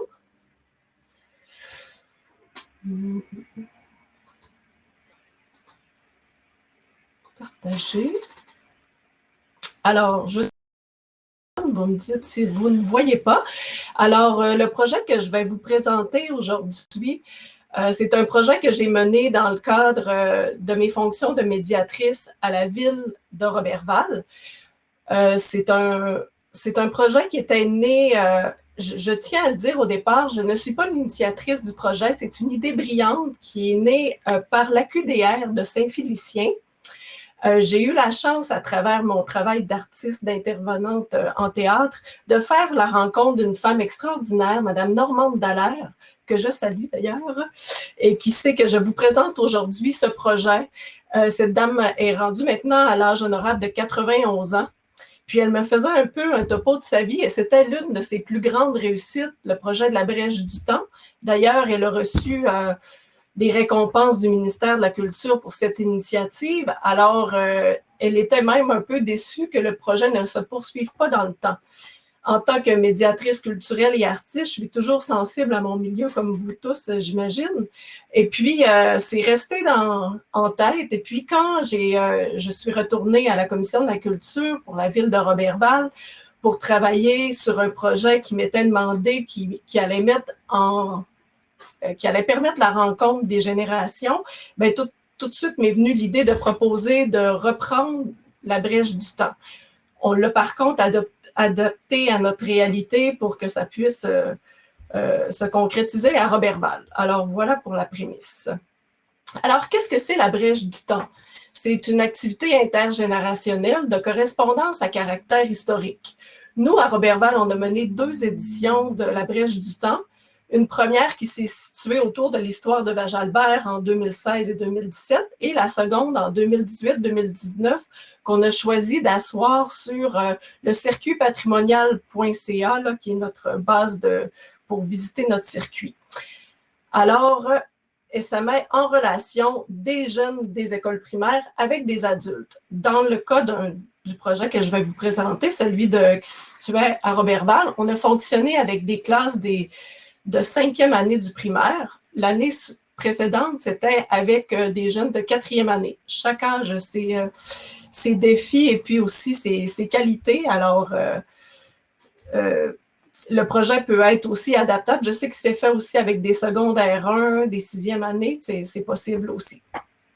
Et les adultes, 28 adultes ont été recrutés, qui sont pour la plupart des personnes à la retraite, des adultes, certains qui sont travailleurs aussi, qui avaient envie de prendre part au projet. Alors, on débute l'explication du projet. Tout a débuté le 28 septembre 2018. Les jeunes de l'école étaient invitée à visiter le circuit patrimonial dans le cadre des Journées de la culture. Comme médiatrice, j'avais apporté cette proposition. Et puis, c'est Guillaume Charret, le directeur de la Société d'histoire et d'archives, qui a fait la visite du circuit pendant 1h30, 2 heures à présenter un petit peu d'architecture, des faits marquants, des personnages. Ce qu'il ne savait pas, c'est que tout au long du chemin étaient dissimulés 28 adultes qui, complices, qui les observaient et qui faisaient semblant aussi d'être des touristes, des citoyens qui prenaient une marche, etc. Et le lendemain, lorsqu'ils sont retournés à l'école, ils ont découvert une boîte aux lettres magique dans la classe dans laquelle il y avait une lettre datée de 1888 de la main d'une postière qui racontait avoir trouvé une brèche du temps temporel qui permettait aux gens du passé de communiquer avec le futur. Et puis, il était curieux de savoir comment se passait l'avenir et proposait donc un projet de correspondance. Alors, la professeure qui était de mèche a pris le temps de consulter sa classe et de répondre collectivement par une lettre. S'en est suivi 4 échanges de lettres en amont avec la Société d'histoire. On avait choisi de situer le projet entre 1888 et 1935 pour pouvoir nous permettre d'avoir une fresque historique assez intéressante, de toucher des moments clés de l'histoire de Roberval. 1888 étant l'apparition du chemin de fer dans le coin ici, ça nous permettait de passer à travers le Grand Feu, à travers la montée du lac aussi qui a été fait par l'Alcan et puis qui a vraiment changé, modifié notre paysage. Et puis, les adultes qui étaient dans le projet étaient invités, et c'était à leur guise, à se joindre à une session d'écriture à la bibliothèque ou à la Société d'histoire et avaient droit à un petit cours privé d'histoire qui était donné par le directeur pour nous mettre un peu dans l'ambiance de chacune des époques. On a fait des sauts dans le temps. De voir les faits marquants de chacune des époques, connaître un peu le contexte historique, social de tout ça. Chaque personne a incarné un personnage de leur choix, et puis c'est là où je trouve que c'est une des stratégies, entre autres, qui a été adoptée pour ce projet, c'est d'être très flexible au niveau de ce que je proposais comme expérience aux adultes. Certains qui étaient des mordus d'histoire sur des sujets plutôt précis comme l'aviation, s'en sont donnés à cœur joie pour retracer un peu l'histoire de l'aviation à Roberval à travers ces échanges-là. Pour d'autres, c'était leur ancêtre, leur arrière-grand-père, des familles connues de Roberval qui ont participé au développement. D'autres ont choisi des personnages complètement fictifs d'interpréter un coureur des bois, etc. L'idée derrière tout ça, c'était de raconter la petite histoire à travers la grande histoire, d'y aller aussi avec des faits aussi banals qu'une journée au quotidien, comment ça se passe à l'école en 1910, comment ça se passe à la maison, combien de frères et sœurs, comment est la maison, comment on fait le lavage, etc. Vous voyez où je veux en venir. Donc, les sessions d'écriture donnaient lieu à une lettre qui était destinée, chaque adulte était jumelé avec 2 enfants de classes différentes, donc ils pouvaient écrire la même lettre à chaque enfant. Et moi, j'allais en cachette porter les lettres dans la boîte aux lettres après les heures de classe. Et le lendemain, la découverte des lettres, des fameuses lettres, vous pouvez deviner que c'était des moments très magiques, des moments aussi où c'était la frénésie de partager un peu qu'est-ce qu'il y avait comme découverte chacun dans leurs lettres. La surprise de se rendre compte que les 28 lettres étaient uniques et différentes, donc qui étaient personnellement adressées à eux. Alors, il y avait toute cette magie-là aussi qui opérait. Les enfants, c'est sûr, se sont investis dans l'histoire, autant à essayer de trouver comment ça se fait que ça peut arriver une brèche comme ça, puis aussi à en apprendre davantage sur l'histoire du personnage qui leur écrivait. Mais tout ce temps-là, il n'était pas au courant qu'il y avait 28 complices. Juste pour vous donner un petit exemple à quel point les enfants se sont investis émotionnellement à travers le projet, vous voyez ici un avertissement d'une jeune demoiselle. Je vous avertis, la Deuxième Guerre mondiale s'en vient en 1939, donc faites attention pour vous et vos enfants et vos petits-enfants. Donc ça, c'est à la fin des dernières lettres. Elle savait que le personnage avait des enfants, la guerre s'en venait, donc ça l'a suscité aussi chez les jeunes une envie de s'informer dans l'histoire, qu'est-ce qui va arriver à la suite, par la suite à mon personnage, etc. C'est quoi les faits qu'il va vivre pour leur annoncer le futur. Dans les dernières lettres, là, vous avez pu voir tout à l'heure, il y avait des images. Donc, certaines lettres à la fin ont été aussi accompagnées de photos d'archives qu'on a insérées à l'intérieur.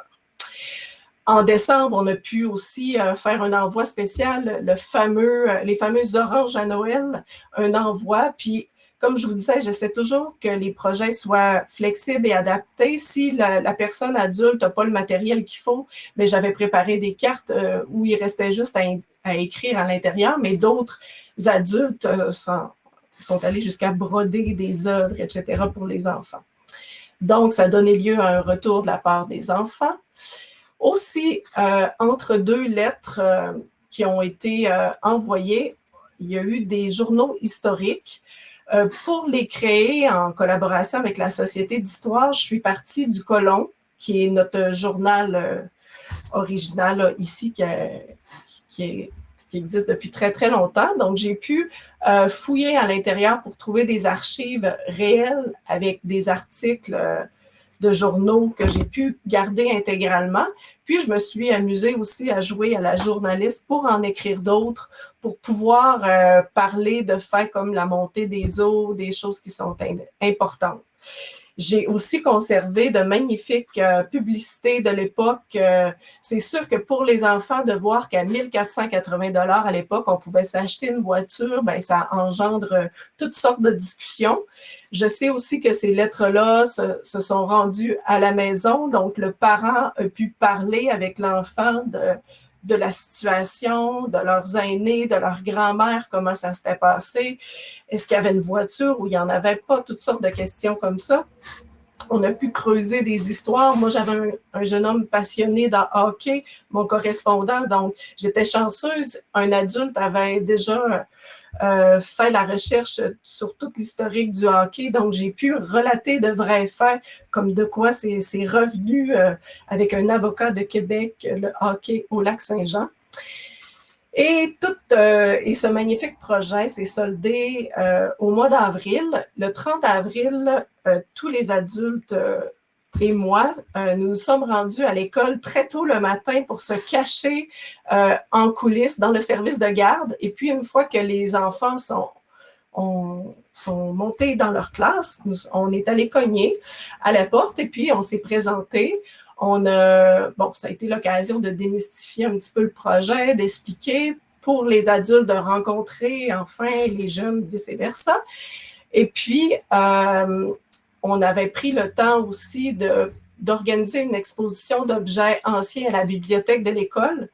À chacune des éditions, ça a été un peu différent, mais l'idée était que les adultes qui ont des objets anciens à la maison puissent en apporter.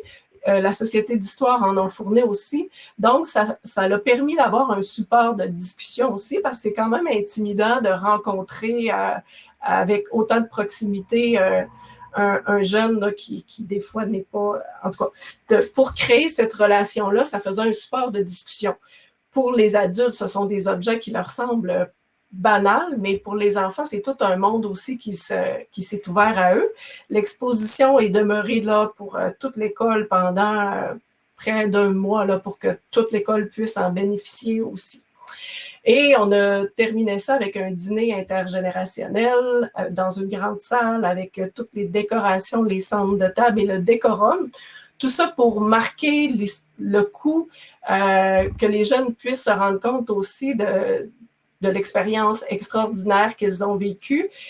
Étaient invités aussi les directeurs de l'école, le maire de la ville de Roberval aussi comme témoin pour parler des jeunes, pour parler aux jeunes de l'importance du patrimoine, de l'histoire, de tout ce qui venait de se dérouler pour eux. Chaque lettre a été numérisée, les dessins et tout ça, et ça nous a permis à la fin de réaliser une publication Si jamais ça vous intéresse de la consulter, je sais qu'il existe des prêts là, en bibliothèque, donc vous pouvez en faire la demande à la bibliothèque de Roberval. C'est quand même un honneur pour un jeune, comme pour les adultes aussi, d'avoir pris part à une publication, puis de savoir que les gens peuvent y avoir accès. Elle est disponible aussi dans les bibliothèques des 2 écoles, les bibliothèques scolaires. Alors, ce qui m'amène à réfléchir avec vous sur les grandes questions que nous a amenées tout à l'heure Marcel. Quelles stratégies, incluant celle-ci, permettent de rejoindre certaines tranches d'âge ou permettent de se faire rejoindre par des groupes d'âge différents? Alors, c'est sûr que la posture de médiatrice et ses qualités sont plus que jamais importantes. Je pense que tout démarre de là. C'est notre capacité à créer des liens, à les entretenir aussi à travers le temps. Moi, je vis dans une toute petite communauté, donc c'est à la fois facile et c'est quand même un défi de garder contact avec toutes les organisations qui ont défilé à travers les projets. Ça réunit des banques de gens par intérêt, donc dès qu'il y a un projet, on pense à eux puis on envoie l'information. Pour aller faire le recrutement, la connaissance du milieu, c'est essentiel. Moi, j'ai pu, à travers la QDR, la FADOC, la Société d'histoire, avoir accès à des banques d'adultes qui avaient envie de vivre une expérience de membership, à travers le membership de leur organisation, de vivre des activités de groupe aussi. Le bouche à oreille, c'est sûr que c'est jamais négligeable. Ça nous permet aussi là, d'aller chercher des gens qui, des fois, par personne interposée, là, sont invités à participer, qu'ils ne le font pas forcément dans d'autres activités. Puis, la communication, quand on arrive avec un nouveau projet, c'est sûr qu'il faut que ce soit contagieux, il faut qu'on y croie, il faut qu'on adapte aussi le message aux différents partenaires pour que lui puisse y voir qu'est-ce qu'il va aller y chercher à l'intérieur du projet. Comme je le disais, j'ai souvent l'impression d'agir comme une artiste des relations. Je suis toujours à l'écoute des besoins, des opportunités de mon milieu. Puis quand c'est possible, j'essaie de conjuguer ça tout le monde, tout ensemble pour que les gens puissent en retirer là, davantage. Comme je vous l'ai dit de prime abord, c'était via la ville de Roberval qui avait fait une demande d'avoir une activité intergénérationnelle. On avait notre circuit patrimonial aussi qui était là, qui ne demandait qu'à être connu. Puis cette activité-là qui m'est arrivée, qui était une valeur sûre, tantôt Émilie ou Anna, je pense, parlait de l'importance d'avoir un cadre sécuritaire. Donc, dans ce cas-ci, ce projet-là m'offrait un cadre sécuritaire justement pour pouvoir agir. Les enseignants, c'est sûr qu'ils ont besoin de sentir qu'ils sont supportés par la collectivité, par la communauté. Donc, c'est un projet qui était tout inclus pour eux, qui était flexible aussi parce que des fois, il y a des dérangements, il y a des jeunes avec des profils particuliers. Donc, il faut qu'ils puissent s'adapter. Donc, c'était vraiment au rythme de l'enfant. S'il avait juste envie de faire un dessin, à la limite, c'était correct aussi dans la correspondance. Pour les écoles, c'était l'occasion d'aller chercher un lien avec la communauté, que l'école soit impliquée dans la ville aussi. Pour les enfants, c'est sûr que l'équité culturelle, c'est une question qui demeure. C'est sûr que quand j'ai la chance, je vais toujours privilégier les projets par les écoles parce que je trouve que c'est le seul moyen de s'assurer qu'on rejoigne tous les enfants d'un milieu. Donc, souvent, en tout cas, quand on y va avec des offres grand public, on sait que ça va cibler toujours à peu près les mêmes personnes. C'est sûr, comme le disait aussi, le groupe de danse est stimulé par le jeu, l'aspect ludique. Ça, c'est certain qu'avec les enfants, c'est succès assuré. Et puis, pour les adultes, on assiste à un moment qui est quand même spécial dans l'histoire. On a un grand bassin d'adultes qui sont retraités en santé, qui sont curieux d'apprendre, qui veulent faire toujours du travail personnel sur eux pour apprendre davantage, qui ont aussi envie de transmettre.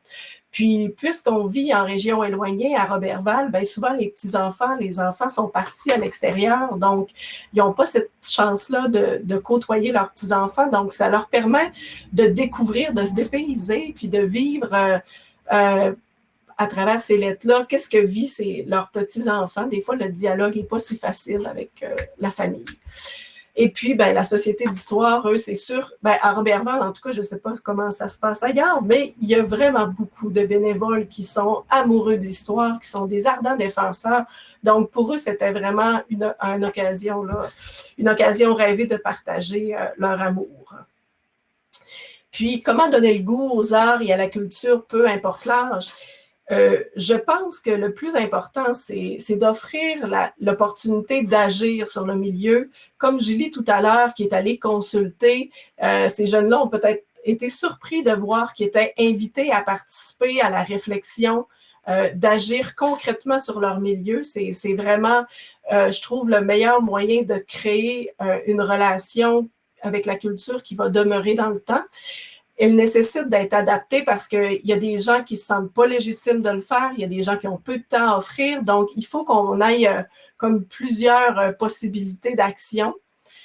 Ensuite, il faut que ça aille un lien avec leur vie puis leur univers culturel. C'est sûr que l'art actuel, comme le disait plus tôt Julie André, c'est pas facile d'avoir accès tout de suite à ça, mais si on y va par une stratégie qui va faire rentrer dans l'univers qui est plus collé sur le vécu des gens, ben c'est plus facile après de faire un autre pas vers quelque chose de peut-être un peu plus éloigné d'eux.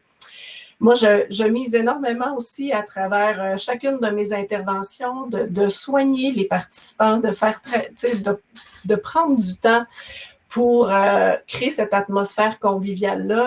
Souvent, ça leur demande. En tout cas, je sais que certains adultes vivaient beaucoup d'isolement, donc c'était compromettant pour eux de se rendre.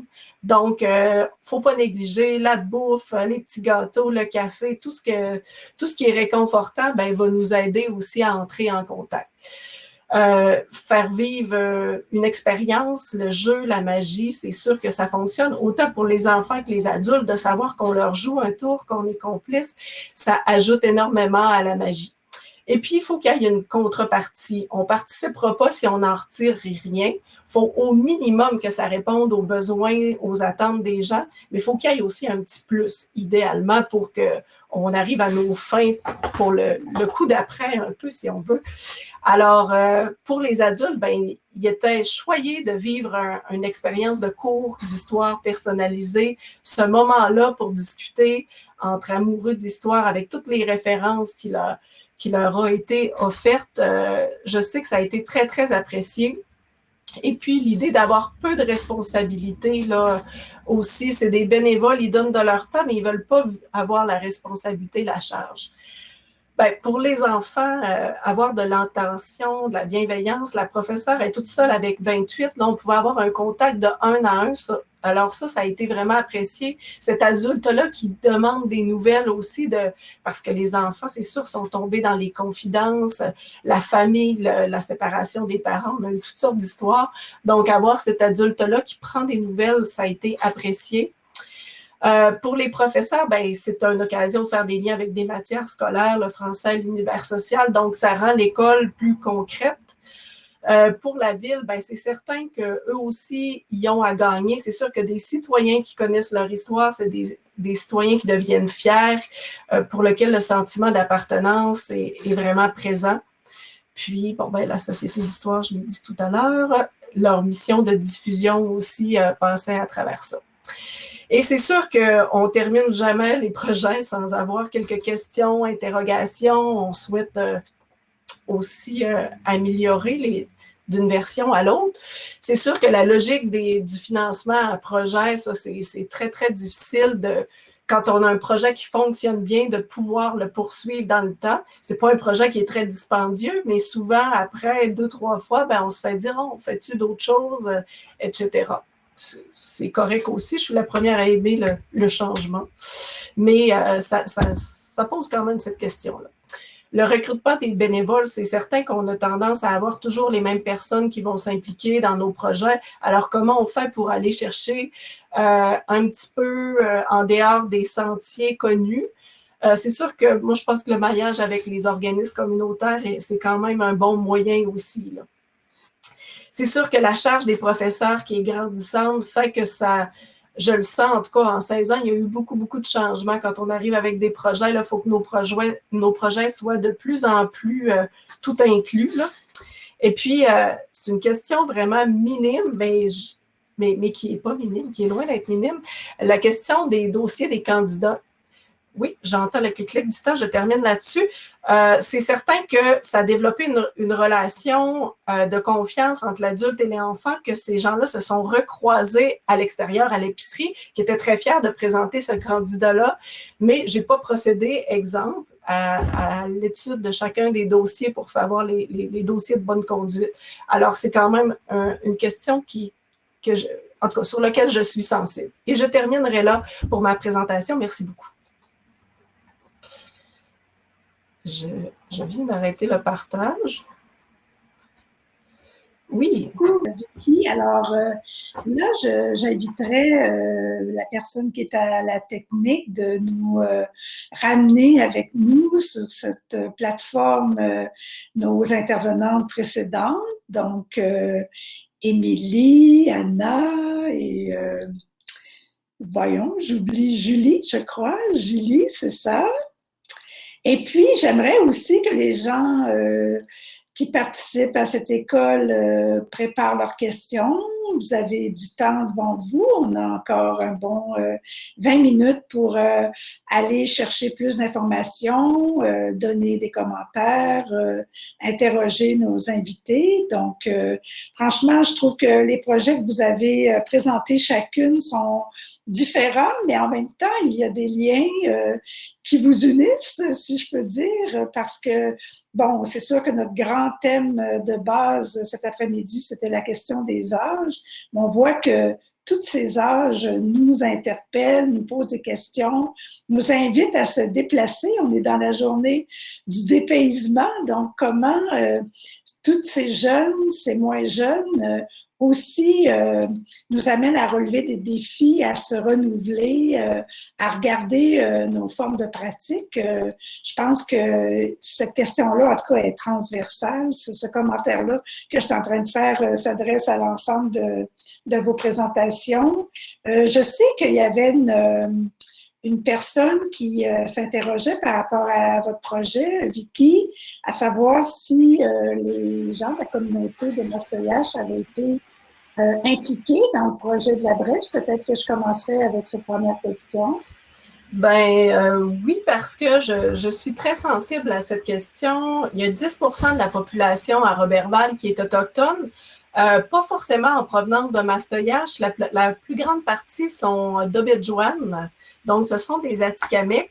Mais oui, je trouvais important que ça ne soit pas passé sous silence à travers l'histoire. Donc, j'ai, à travers mon réseau, la chance d'avoir des gens de la communauté de Mastoyache qui ont participé, puis qui ont pu présenter justement, quand on parle de la montée des eaux, ça a eu des conséquences vraiment importantes sur la navigation des canaux sur le lac, la drave, etc. Donc, oui, ça a été apporté dans le cadre du projet.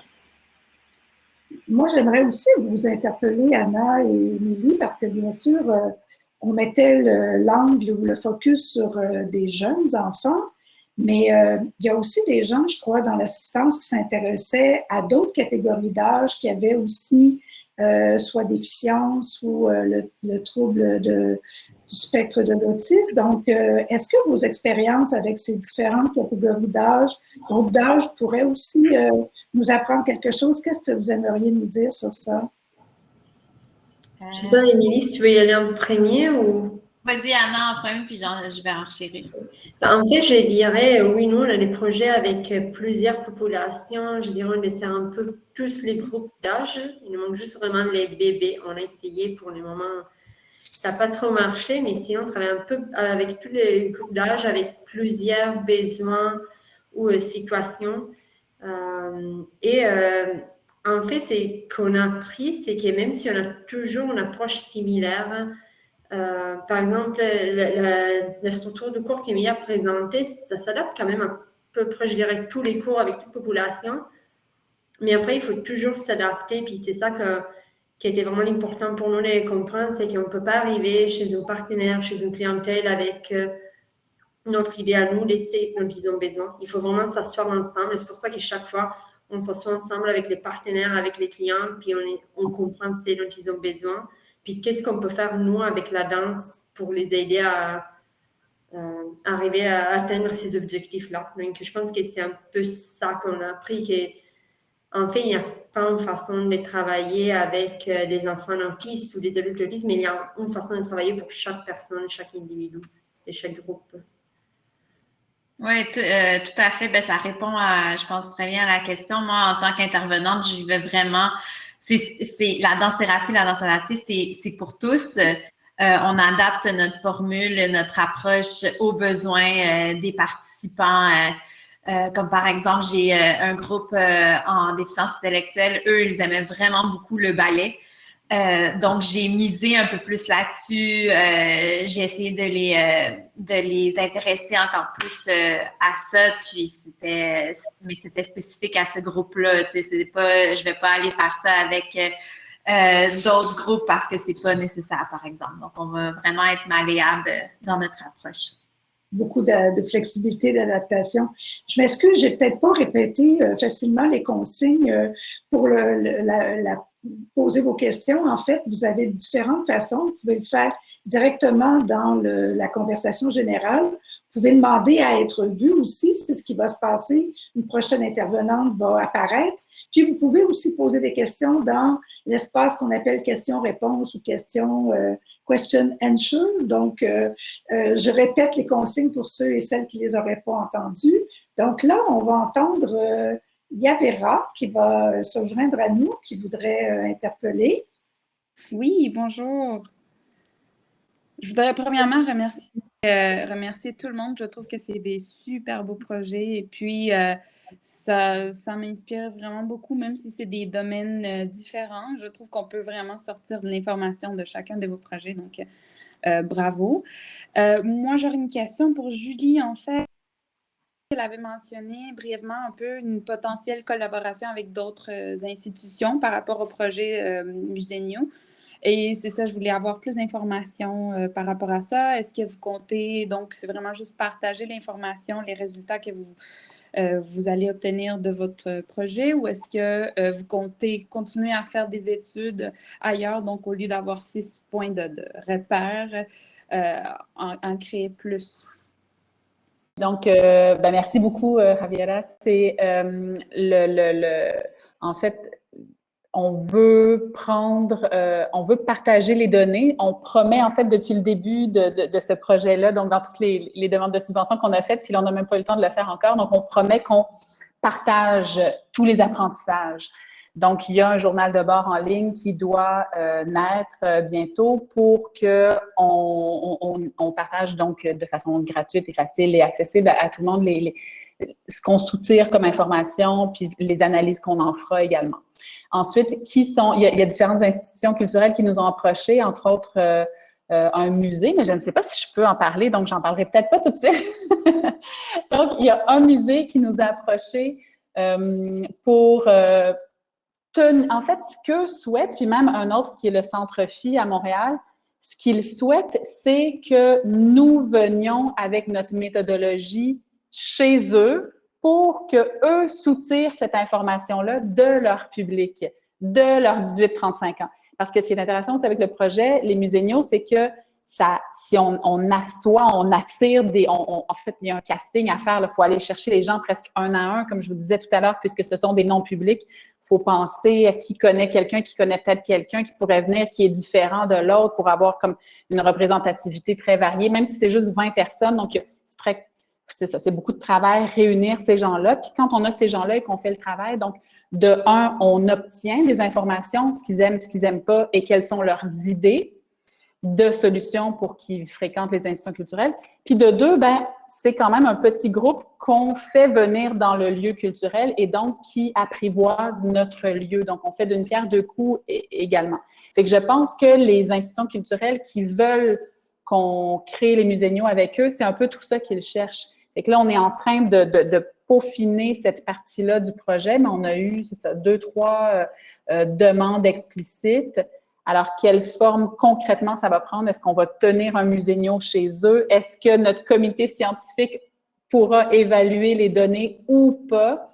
C'est ce qu'on doit voir. Puis aussi, le temps manque parfois pour attacher les fils. Moi, ce que je trouve intéressant, c'est de parler au comité scientifique pour, pendant le projet, avoir leurs idées, sonder leur façon de voir, leur façon de faire. Mais c'est le temps qui nous manque à ce stade-ci. Donc, bientôt, on va arriver à l'étape plus analyse scientifique, mais j'aimerais même dès maintenant les impliquer davantage. Donc, réponse un peu trop longue. Pardon, je me tais. Merci. Merci. Moi, je vais continuer avec vous, Julie, parce que j'avais une question. Après, j'irai dans la conversation avec une autre question d'une participante. Puisque les 18-35 ans, vous l'avez dit, c'est quand même un groupe assez hétéroclite.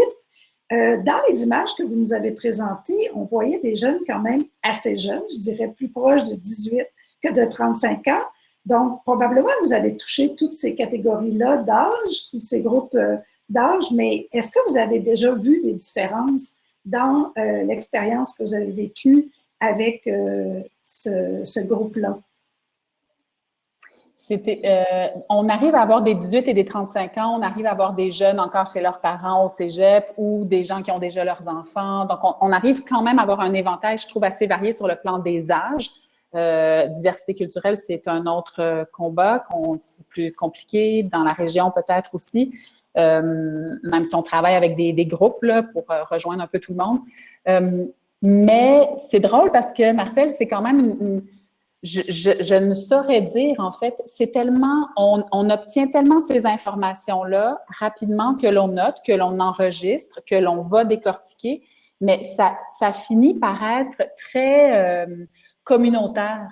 Donc, ce qui ressort, c'est ce groupe-là aujourd'hui composé de cette vingtaine de personnes-là, donc en tant que groupe, nous a donné ces mots-clés-là, nous a donné ces...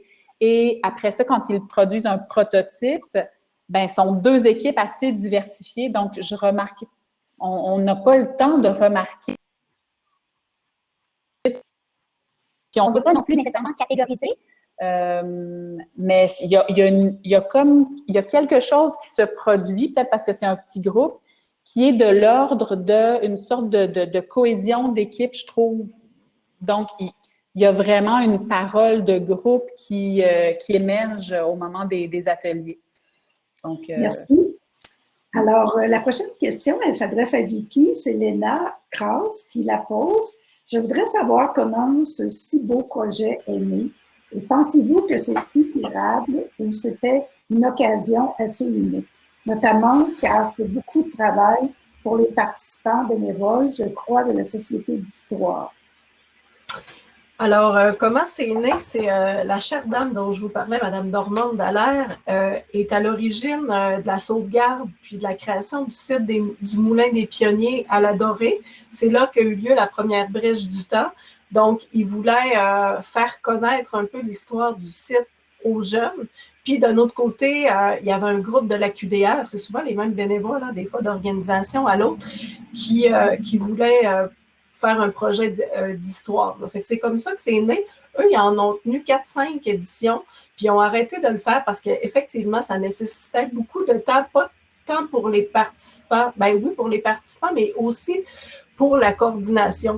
Sauf que moi, quand j'ai repris leur version du projet, j'ai enlevé quelques parties de coordination qui étaient bien le fun, mais que je ne voyais pas réaliste.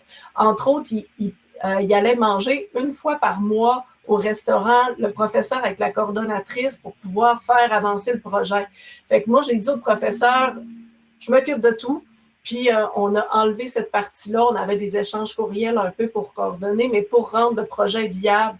Puis, on en a tenu 2 éditions et on compte ben, je sais que la Ville, en tout cas, souhaite en faire une prochaine l'année prochaine. Donc, oui, c'est possible de le refaire. Tu sais, j'ai fini par évaluer un peu le projet. Comme je vous dis, 7 000 $, c'est pas énorme pour tout le travail qui a été fait. Puis pour les correspondants, écrire une lettre de 2 à 3 pages, ça va quand même assez vite. Il y a un autre élément commun à vos 3 projets qui sont présentés, c'est la question du temps, la temporalité. Donc, le fait d'inscrire ces projets-là dans un temps long, pour effectivement aller vraiment à la rencontre des différents acteurs, de mettre aussi certains acteurs dans le coup, là, parce qu'on a vu que ça ne se fait pas tout seul. Des fois, ça demande de la collaboration, des partenariats. Puis, il y a un autre élément aussi, peut-être ça touche plus Julie et Anna et Émilie, mais en fait, il y a la question qui est ressortie avec la pandémie pour le Grand Ballet. Comment vous avez pu voir qu'un nouveau dispositif offre des opportunités positives? Puis pour Julie aussi, ce que vous dites, c'est que dans le fond, les jeunes doivent penser à un dispositif aussi virtuel. Donc, j'aimerais ça que vous parliez un peu chacune de cette plateforme ou de ce qui est imaginé de ce côté-là ou de comment vous allez continuer à œuvrer aussi avec ce nouveau dispositif. Peut-être qu'on peut aller avec le Grand Ballet dans un premier temps. Ben, en fait, pour nous, c'est certain qu'elle est virtuelle. Ça nous a un peu été forcé. Au début, on ne pensait pas, ben, c'était pas dans nos plans.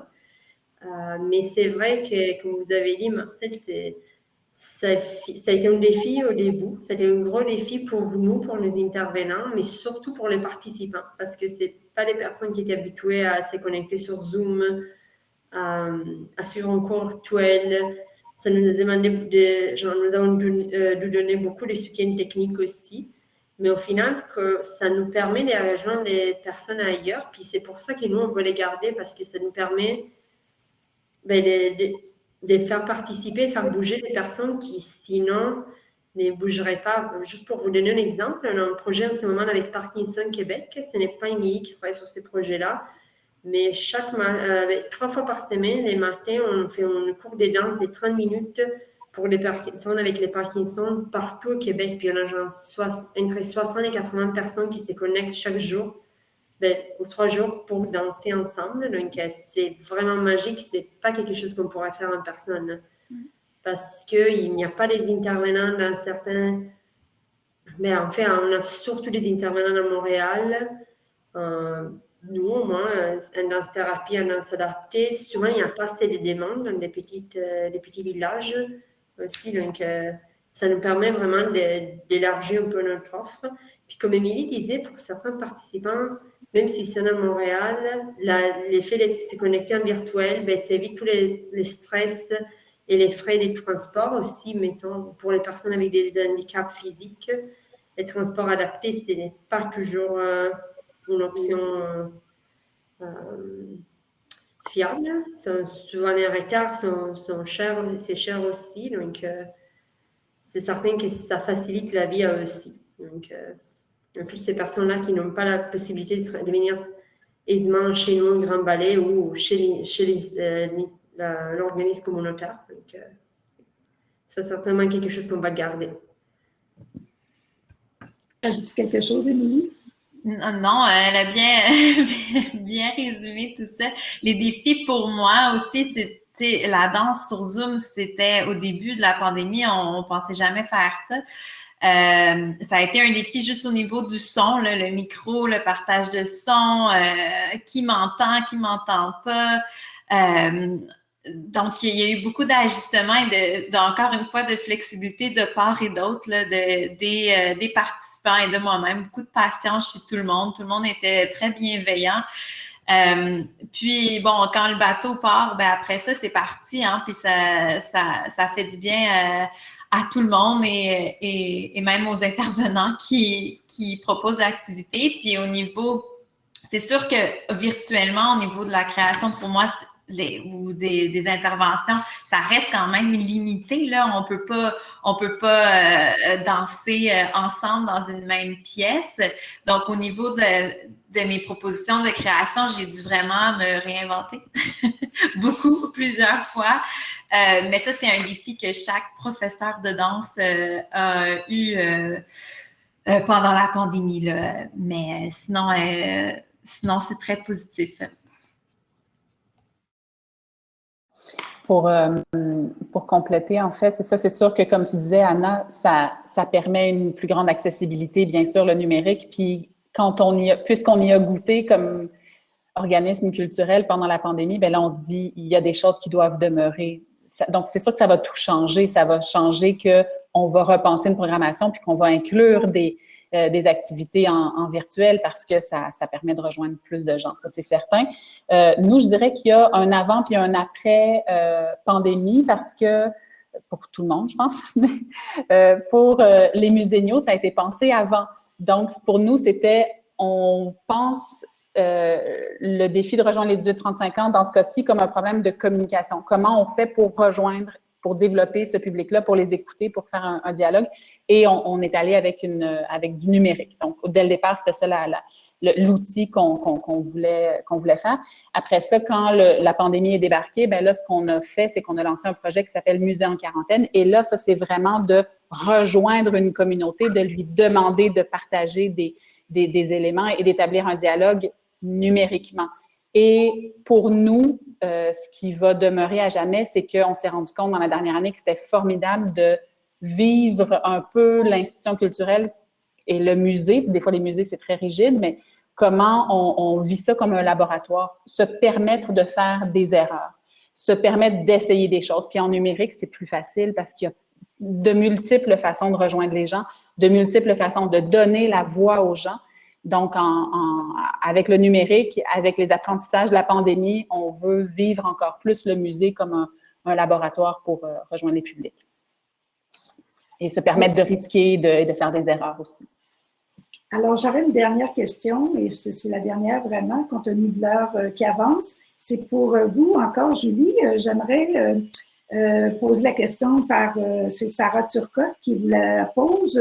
Souvent, quand on fait de la recherche sur les publics des arts et de la culture ou sur la participation culturelle, on remarque effectivement que les jeunes, donc de 18-35 ans, fréquentent moins les musées ou les centres culturels, et ce phénomène est notamment expliqué par le fait que cette tranche d'âge représente la population qui a moins de temps de disponible, étant en train de se bâtir une carrière ou encore de former une famille. Est-ce que ce sont des constats que vous faites jusqu'à présent au sein de votre enquête? Est-ce que vous réfléchissez à des solutions pour ce type d'obstacle à la fréquentation des arts et de la culture?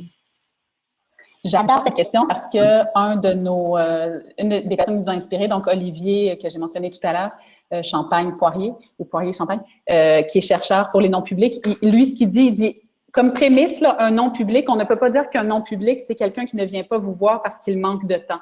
Tout le monde manque de temps. Bon, bien sûr, quand on est une population active, on a moins de temps que quand on est retraité. N'empêche, qu'est-ce qui fait que même si, en fait, je n'ai pas de temps n'est pas une bonne excuse. Est-ce que je choisis si je fais une seule sortie culturelle, pourquoi je choisis les grands ballets canadiens au lieu de choisir le musée? Pourquoi je choisis d'aller participer au projet de Vicky plutôt que d'écouter un film chez nous? C'est pas le manque de temps, c'est le choix que l'on fait, donc la perception. Est-ce que je suis concernée par l'offre culturelle? Est-ce qu'elle me fait peur? Est-ce qu'elle m'ennuie? Est-ce que c'est fait? Est-ce que j'ai l'impression? Quelle est ma perception? Est-ce que j'ai l'impression que c'est fait pour moi ou pas? Donc, pour moi, c'est vraiment ça la vraie problématique. Puis oui, après ça, il faut trouver des solutions pour qu'ils viennent quand même, mais de le prendre de cet angle-là, je pense que ça élimine un peu le bruit. Les gens vont toujours nous dire « je viens pas vous voir parce que je manque de temps ». Fausse réponse, c'est pas là qu'on veut aller, c'est pas ça qu'on veut travailler. Mais merci beaucoup pour cette question. Alors, mesdames, c'est le moment de la fin de cette table ronde. Je veux vous remercier là, vraiment au nom de l'école, de l'OMEC. Ça a été passionnant de vous entendre. Je crois que les projets que vous menez sont inspirants pour plusieurs d'entre nous. Puis, je vous souhaite bonne continuité. On a hâte d'avoir les résultats de ce qui se passe du côté de Joliette pour que ça inspire aussi d'autres terrains. Et puis, on va souhaiter aussi que la Brèche du Temps puisse continuer à faire sa brèche et que les grands ballets puissent rayonner plus loin que Montréal aussi, comme c'est déjà parti. Donc, merci beaucoup d'avoir accepté notre invitation et au plaisir de travailler encore avec vous. Merci. Merci beaucoup à vous. Merci à nos participants et merci Julie et Vicky. C'était très intéressant de vous entendre. Merci. Même chose, merci beaucoup. Au revoir. À bientôt.